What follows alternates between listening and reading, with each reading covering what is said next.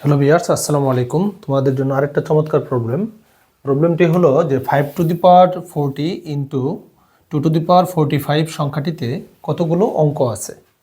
তো এই যে আমি একটা সূচকীয় মাধ্যমে দুইটা সংখ্যার গুণফল লিখছি। এই গুণফলের টিতে মোট কতগুলো অঙ্ক আছে, মানে একটা সংখ্যা লিখতে, যে এই সংখ্যাটা লিখতে যদি আমি সরাসরি সূচকীয় মাধ্যম না লিখে সরাসরি লিখতাম তাহলে কতগুলো অঙ্ক হইতো, সেই অঙ্কের সংখ্যা আমি চাইছি। আচ্ছা ঠিক আছে, দেখো চলো সলভ করি।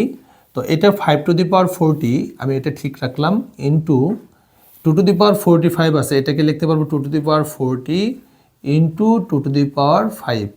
তোমরা জানো যে গুণনের ক্ষেত্রে যদি বৃত্তি একই হয় তাহলে সূচক যোগ হয়, তাহলে 2 to the power 40 R 2 to the power 5 গুণ করলে কিন্তু 2 টু দি পাওয়ার 45 হবে। এরপরে দেখো যে 5 to the power 40 R 2 to the power 40, এটাকে তুমি 5 গুণন 2 হোল টু দি পাওয়ার 40 লিখতে পারো। তার মানে তুমি হয়তো এটা জানো যে a to the power m into a to the power n সমান a to the power m plus n. তোমরা যারা জুনিয়র আছো এই সূত্রটা অবশ্যই মনে হয় জানো, না জানলে সূত্রটা ভালো করে দেখে নিবে।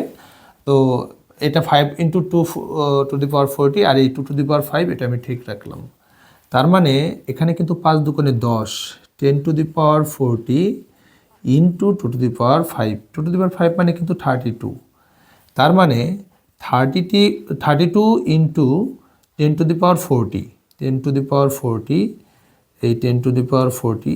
এখানে বিষয়টা হলো যে 10 টু দি পাওয়ার 40 এখানে 10-এর ডানে মানে 1-এর ডানে কিন্তু 40টা শূন্য, এটা তুমি লিখেও নিতে পারো যে 32 ইন্টু 10-এর 1-এর